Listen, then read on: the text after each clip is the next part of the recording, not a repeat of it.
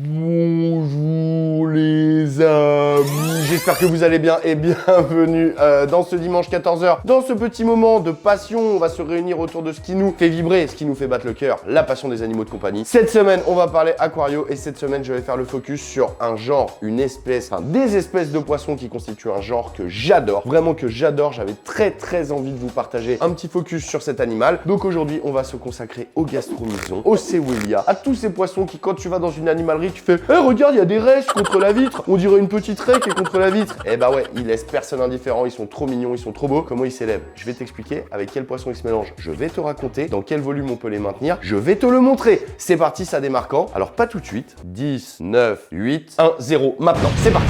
Ces petits poissons que vous voyez un peu partout dans les animaleries, ils ont beaucoup de succès, ils sont très populaires et ils sont très faciles à élever. Donc ça, c'est le bon côté des choses. Alors très facile, ça veut dire quoi? C'est-à-dire que ça ne vit pas dans un saladier dans ta cuisine. Ça veut dire que si tu te mets les moyens, entre guillemets, d'avoir les bases d'élevage de ces espèces, il n'y a pas de raison que tu aies des galets. Ce que j'ai derrière moi, c'est un aquarium qui fait à peu près 280 litres, qui est dédié à ce genre. Donc il est dédié aux Sewellia, qui font partie de toutes ces familles des loches. En anglais, c'est Hillstream Loach. C'est-à-dire en fait, ce sont les loches qui vivent dans des courants, dans des torrents, donc dans des eaux agitées. Et ce sont des petits poissons qui vivent en groupe. L'aquarium qui est derrière moi, on l'a vraiment dédié à cette espèce. Entre guillemets, on a créé un biotope qui leur plaît vraiment, c'est-à-dire les galets. Ils adorent les galets. Dans le bac derrière, vous allez avoir deux espèces. Vous allez avoir Sewellia lineolata, qui sont l'espèce que vous voyez qui est la plus petite avec ses bandes et qui est un peu jaune, qui est vraiment très jolie. Il y a un groupe de 7 individus qui cohabitent avec une deuxième espèce qui sont les Sewellia SP petits points, qui elles sont beaucoup plus grosses, vont atteindre jusqu'à 8 cm et dans la nature cohabitent au même endroit, dans les mêmes biotopes, donc il n'y a aucun problème pour les regrouper en aquarium tant que tu as le volume adapté. Ces poissons, ils vont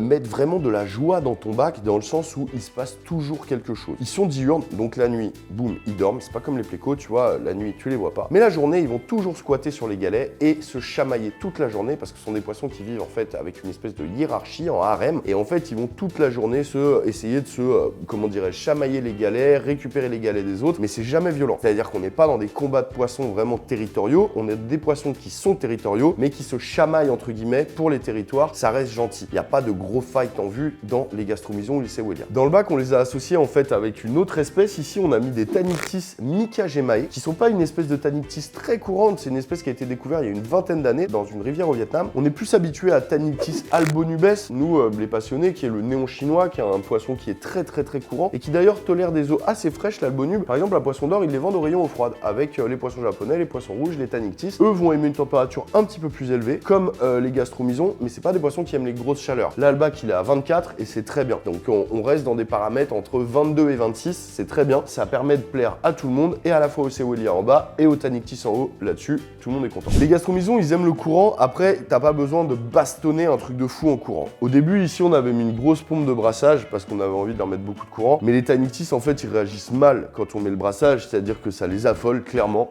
Ils vont aller se mettre dans les coins et tout. Donc, on a vraiment, on a coupé la pompe de brassage et ça empêche pas du tout les Sewellia en bas de s'éclater, de vivre correctement et d'avoir un bon brassage avec la sortie de la pompe là-bas qui nous permet de récupérer toutes les saloperies dans le filtre. Et ça, c'est quand même important, tu vois. T'as pas envie de faire un aquarium où il y a des zones d'eau morte. Donc, quand tu fais ton décor, le problème de faire des décors avec des galets et d'en mettre énormément, de commencer à taper des grosses piles de galets, outre le danger de l'éboulement, parce que si tes galets ils s'éboulent, bah ça peut tuer tes poissons, ça peut casser tes vitres, donc faut faire attention. Là, les gros galets, les gars, ils pèsent déjà 15 kilos, hein. Donc si un gros galet, tu commences à l'empiler, qu'il éboule et qu'il tape la vitre, c'est fini, tu vois. Donc faut faire attention. Le problème de ce genre de décors aussi qui sont très massifs, c'est qu'après il faut un bon brassage qui circule partout pour que toutes les petites saloperies, les déchets des poissons, les déchets des plantes et tout, retournent dans le filtre. S'il y a une grosse masse de décors, ça va être compliqué. Faites des décors qui sont à la fois visuellement sympas pour l'œil, qui sont cool pour les poissons, qui leur laissent beaucoup de barrières visuelles, surtout si vous mélangez les différentes espèces de Sewellia ou de gastromysons dans des gros volumes, hein. Vous n'allez pas me mélanger ça dans 60 litres. Hein. Mais là, on a quand même une surface au sol de 120 par 50. Ils ont quand même de la place. Bah, si vous faites des décors comme ça, surtout faites des barrières visuelles. Comme ça, les gastromysons, quand ils chamaillent, en 2 secondes, boum, ils se voient plus. On parle souvent des poissons de banc en disant, ouais, ce poisson, il vit en banc. Par exemple, je sais pas, tu prends des cardinalis, tu prends des néons, tu prends n'importe quel tétra, on va dire, oui, c'est minimum un banc de 6 ou de 10. Et ça, vous, passionnés d'aquariophilie, vous êtes habitués à ça. De parfois être frustré dans un magasin, d'arriver et de dire, je voudrais un poisson comme ça. Et qu'on vous dise, ah bah non, ça vit en banc, il en faut minimum 8, 10. Et d'ailleurs, regardez, nous avons une promo pour 10 spécimens.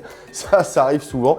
Donc vous êtes habitués. Sur les poissons de fond, vous l'êtes moins. Quand on vous dit, ouais, les corridoras, ça vit en banc, les plécos, certaines espèces, les hypancystrus vivent en banc, les Sewellia ici vivent en banc, souvent vous dites, ah bah oui, mais 2 ou 3, ça suffit. Non, c'est c'est la même chose en fait. C'est des poissons qui sont vraiment habitués à être en groupe, qui vont faire des hiérarchies, qui vont faire des petites dominances entre eux et qui ont besoin de ça. Donc si vous partez avec des gastromysons ou des Céolia, vous adaptez le volume, vous n'avez pas besoin forcément de gros bacs, il y a des petites espèces, vous allez voir dans la deuxième partie de la vidéo, on va aller dans la chambre de Dora, elle a un petit bac où elle a un groupe de gastromysons depuis quelques mois qui s'éclate, je vais vous les montrer, c'est une autre espèce, il n'y a pas un gros volume, mais c'est adapté à l'espèce. Donc si vous voulez faire des gastromysons ou des Céolia, il faut un groupe, donc dans tous les cas, il faut, je dirais, entre 5 et 7 individus minimum pour que ça puisse bien se passer et que le poisson soit épanoui dans son futur aquarium. C'est le même délire en fait pour les petits Tannictis. Les Tannictis dans un volume pareil, si j'en avais mis 4 ou 5, ils se seraient sentis un peu perdus. Dans la nature, ce sont des poissons qui vont vivre par plusieurs dizaines, voire plusieurs centaines d'individus en se déplaçant dans les rivières dans lesquelles ils vivent. Donc là, on a mis un banc de 40. Il y en a 40 et quand on voit comme ça, c'est pas énorme. L'aquarium n'a pas l'air surpeuplé. Vous pouvez très bien faire des bacs où vous n'avez pas non plus beaucoup d'espèces, mais des gros groupes d'espèces. On aurait pu par exemple mélanger ce banc de Tannictis avec une vingtaine de petits Rasbora brigitae. Ça aurait été très joli et ça aurait bien marché et c'est des espèces qui peuvent se côtoyer dans la nature. Pour la nourriture, ces Céolia, ils sont très faciles à nourrir. Ce sont des poissons de fond, donc forcément si tu remets des paillettes à la surface, ils vont être un peu perdus, hein. Ils vont pas aller les chercher et les manger à la surface, ils vont chercher des aliments dans le fond. Dans la nature, ils vont essentiellement manger des algues qui vont se développer sur les galets et ils vont aller racler avec leur bouche, tu vois, leur bouche est très adaptée en fait à ça, à racler les algues sur les galets. Outre la ventouse qui leur permet de se maintenir dans le courant, elle est adaptée à racler les algues. Dans captivité, dans les aquariums, on va avoir plusieurs solutions. On va les nourrir avec des pastilles de fond, donc qui sont en fait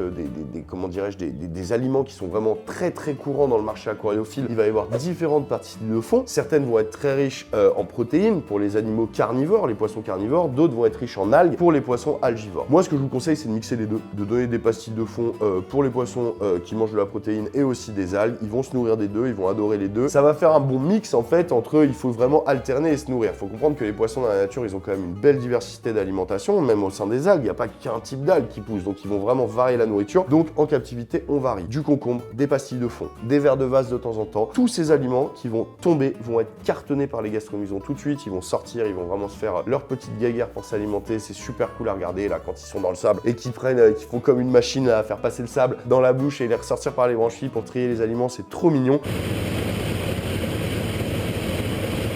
Donc, de la pastille de fond, pas en excès. C'est un peu le même délire que les autres poissons. Il faut que dans le quart d'heure, 20 minutes, tout ait été consommé. Si vous voyez qu'il y a des aliments dans le fond et que les poissons sont allés se recacher, c'est que vous donnez trop et vous allez droit vers des problèmes de pollution. Donc, c'est pas le but. Les Céolia, les gastromysons sont des poissons qui vont avoir besoin de bonne qualité d'eau, mais comme tous les poissons en fait. Donc, le changement d'eau va être important. On va changer 10, 15%, 20% à peu près tous les 15 jours. Perso, je préfère 10% toutes les semaines, mais 20% tous les 15 jours, ça marcherait bien aussi. Idem pour les masses filtrantes, que tu aies une décantation intérieure comme ça, où toutes les masses filtrantes sont à l'intérieur, que ce soit la filtration mécanique ou biologique, tout est dans la boîte, ou que tu aies un filtre extérieur en dessous, à peu près tous les 15 jours, tu vas sortir ton filtre, nettoyer les masses filtrantes les plus fines, les mousses fines, le perlon, tu vas le jeter, tu vas le remplacer, tu vas entretenir régulièrement ton matériel de façon à avoir un aquarium stable et sain. Vous voyez comme l'eau elle est cristalline, comme c'est vraiment nickel, il n'y a pas de secret, j'ai pas mis d'UV, j'ai pas mis blindé de charbon, c'est juste qu'en fait le bag est stable, biologiquement il y a de l'activité dans le filtre et les bactéries font vraiment leur job, la population est adaptée, j'ai pas besoin de surnourrir ce qui crée de la pollution et à la fin on obtient un aquarium qui est ultra cristallin. Si le soleil tape sur ton aquarium, tu vas avoir des algues, si tu nourris trop, tu vas avoir des algues, si tu as une population pas adaptée, tu vas avoir des algues. Il faut vraiment réfléchir son projet en amont et souvent dédier un aquarium à une espèce ou à un biotope, ça se passera beaucoup mieux que partir dans l'aquarium soupe de 200 litres et acheter au fur et à mesure des coups de cœur dans les animaleries, racheter des poissons, ça va mettre un bordel monstre, la territorialité, la nourriture, ça va toujours changer et l'aquarium n'aura pas de stabilité parce que tu vas toujours changer les quantités de nourriture que tu donnes à l'intérieur. Conçois ton projet, réfléchis-le et ça va être un bonheur et pour tes poissons et pour toi parce que quand tu te poses devant un bac comme ça, tu vois, c'est plutôt agréable le soir en rentrant du taf. Ok, je vous emmène dans la chambre de Dora, on va aller voir sa petite espèce de gastromyson qui fait partie de la même famille que ces Céolia mais qui est une autre espèce et qui sont beaucoup plus petits, trop mignons, ils cohabitent avec des guppies. Venez voir, déjà cohabitation avec des guppies, c'est le bac de Dora, moi j'ai rien à dire, venez. Là on se retrouve les amis dans la chambre de Dora dans laquelle en fait elle a un petit bac qui tourne depuis un petit moment et tout et qui est plutôt stable. Elle a des petits problèmes d'algues pinceaux sur les anubias mais franchement rien de bien méchant. Le bac est très stable et tourne très bien. Dans ce bac en fait il y a deux espèces, il y a des guppies d'un côté, des guppies une souche jumbo, vous voyez avec leurs petites nageoires qui sont vraiment très grandes, c'est pour ça qu'on les appelle Dumbo. Et en fait dans ce petit aquarium il y a un groupe de gastromysons cténocéphalus qui sont une petite petite espèce, eux, ils vont faire, je dirais, maximum 4 cm, 5 cm. Ils sont vraiment très jolis, il y en a 7 et ils sont, bah pareil, en fait, ils vivent en fait le territoire avec les galets. Ils sont vraiment très mignons, cette espèce. Alors, ils ont besoin d'un volume un peu moins important. Là, le bac fait 60 litres et franchement, bah, ils vivent très bien. Donc, ils ont pas mal, comme le bac est plutôt mature, il y a pas mal d'algues qui ont commencé vraiment à se développer sur les galets. Donc, on les voit vraiment bien raclés, Ils ont une morphologie différente, vous voyez, ils sont beaucoup plus en longueur, ils ont un fond très sombre avec des petits points et ils ont la queue bleutée avec le bout de la queue rouge et ils sont vraiment très jolis et ils sont vraiment très mignons. Donc, en fait, voilà, tout ce qui est Gastromyson, Sewellia et tout, il y a vraiment plein d'espèces disponibles et donc il faut vraiment voir ce qu'on a envie parce qu'il y a quand même des petites espèces qui peuvent vivre dans des volumes quand même pas énormes. 60 litres, c'est pas énorme. Là, le bac, il tourne avec un filtre extérieur qui est en dessous. Il y a un filtre, hop, il y a un filtre EHEIM Experience qui est vieux, aussi vieux que moi, j'ai envie de dire, qui tourne comme une horloge là-dessus. Et le bac marche bien. Alors bon, cohabitation guppy, gastromyson au niveau biotope, ça n'a rien à voir, mais dans les faits, ça se passe bien. Franchement, ça se passe bien. Avant de vous quitter, je vais vous donner un petit conseil, les amis. Si vous élevez ce genre de poisson et que,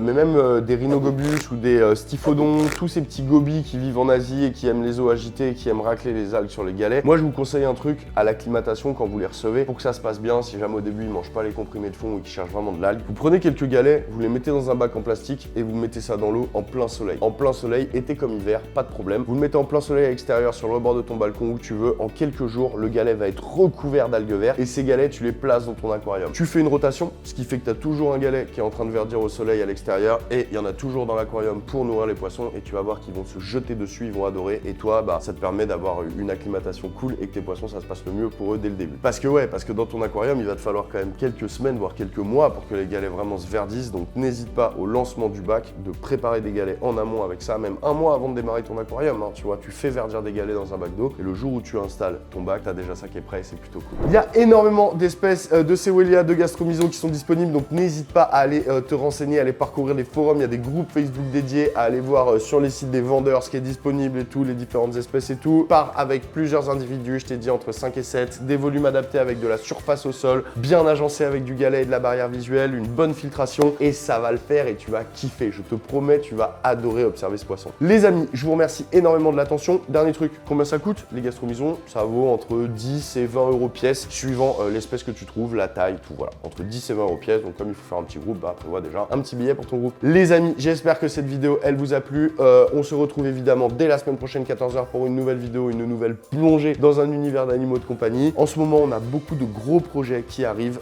Quand je parle de gros projets, c'est des grosses vidéos, mais qui sont sur des grosses installs. On a un aquarium de plusieurs milliers de litres là qui va arriver maintenant très vite. Peut-être à l'heure où cette vidéo est diffusée, il est peut-être déjà là et qu'on va aménager de façon énorme pour mon couple de Crénicicla Rosmariae qui va très bien. Vous n'avez pas de nouvelles, mais vous allez en avoir dans une grosse vidéo et il passe dans un aquarium monstrueux. Donc il y a ça, il y a une énorme volière aussi qui est en fabrication chez le fabricant qui va être monstrueuse, 50 mètres carrés au sol, 4 mètres de haut, donc ça va être fou. Donc je vous remercie énormément de votre soutien, d'être toujours là, de nous pousser dans ces aventures, on vous partage tout, on vous fait découvrir des espèces qui parfois sont méconnues, on essaie de vous donner des bons conseils, des bons tuyaux, mais ça ne suffit pas. La balle, elle est dans votre camp et pour élever correctement des animaux et que ça se passe bien, il faut vraiment faire énormément de recherches. Donc poussez les recherches, lisez, documentez-vous, échangez, inscrivez-vous à des clubs et c'est à ce moment-là que vous aurez l'impression que plus on en sait, et ben moins on en connaît. Et j'ai beau élever des animaux depuis maintenant presque 30 ans, j'ai l'impression d'être un débutant tous les matins quand je me lève. Donc les amis, je vous remercie énormément. On se retrouve dès la semaine prochaine 14 h. En attendant, suis-moi sur Instagram, à Tanguy Toupette. Je vous partage mon quotidien, mes bestioles tous les jours. Je remercie énormément mon équipe, Alfie, Dora, Alex, tous ces gens, Romain qui nous a beaucoup aidé aussi pour ces vidéos là ces dernières semaines. Merci énormément.